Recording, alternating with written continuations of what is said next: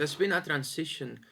If you watch my videos from start hiking in, I think it was March 2020, exactly right before COVID hit, my wife sent me to test the material and to test the man. I'm pretty certain.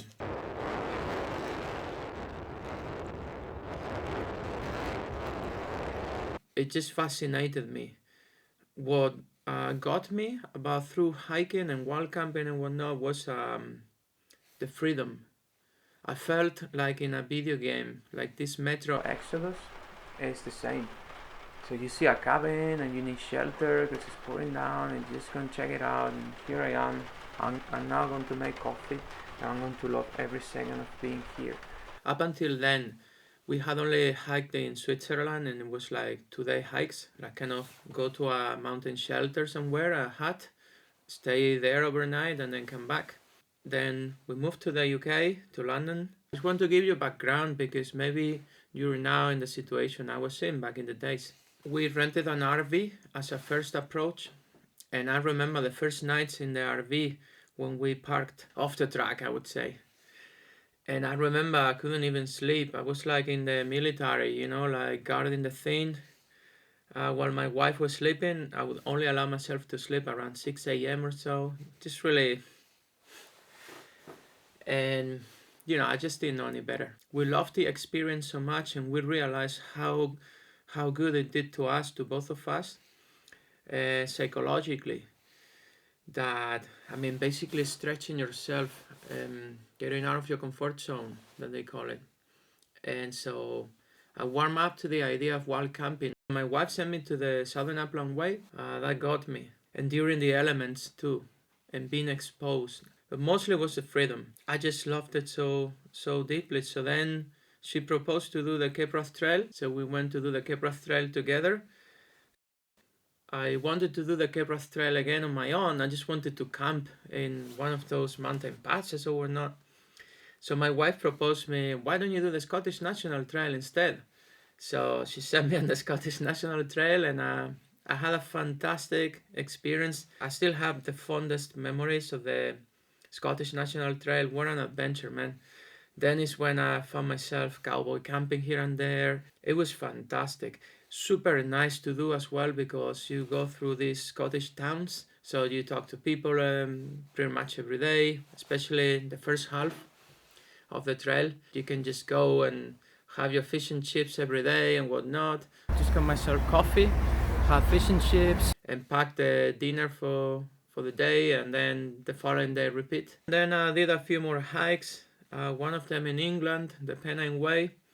I had to endure my blisters. I'm not a quitter, so I didn't quit. I took the pain, I took it in, and I finished the Pennine Way.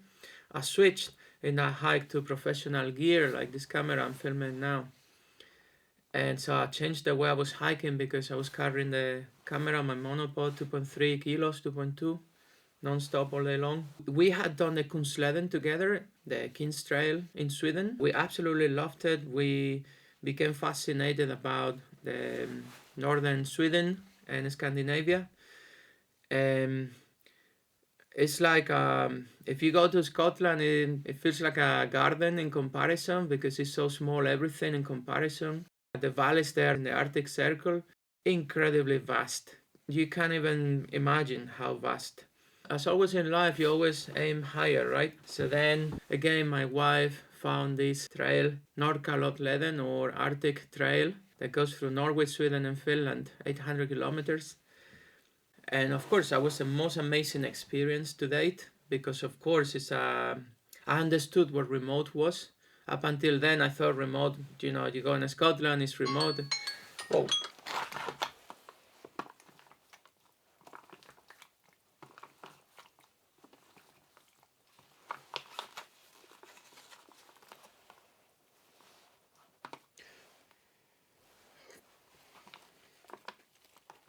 You go in Scotland and you think it's remote. And then you go there and you go off grid there in the Arctic Circle. So then you start understanding what remote truly is and what it means to your logistics and to the way you hike. This one for tonight. So 2 here. 2, 3, 4, 5, 6, 7,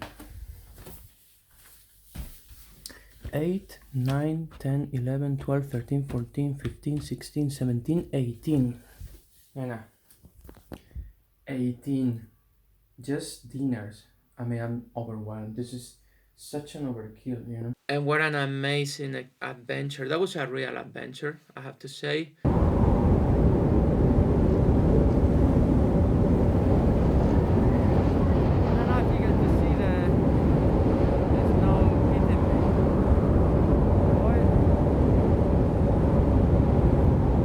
I was afraid so many days because you never know what you're gonna find, what you're gonna encounter. It's not like in the UK that, yeah, it can get cold here and there. Maybe you get a little bit of snow. Over here, man, things are very different. If the weather hits you, the Arctic weather, good luck. Some people like to say that the kangaroos have Arctic weather. It really doesn't. Just come here and then you'll see the difference. You're gonna feel it, trust me. so, so I did feel it. So yeah, again, I wanted to aim higher again. Shit. Yeah, yeah. Alright, so now it's all nice and clean. Holy shit, man. I came here in February to learn how to survive in real winter, real 4 seasons. I did that with my friend Eirik, and he taught me everything. Eirik from Norway is teaching me the art of pulling the pulka and surviving here in the snow and everything. So there he is. Hi guys.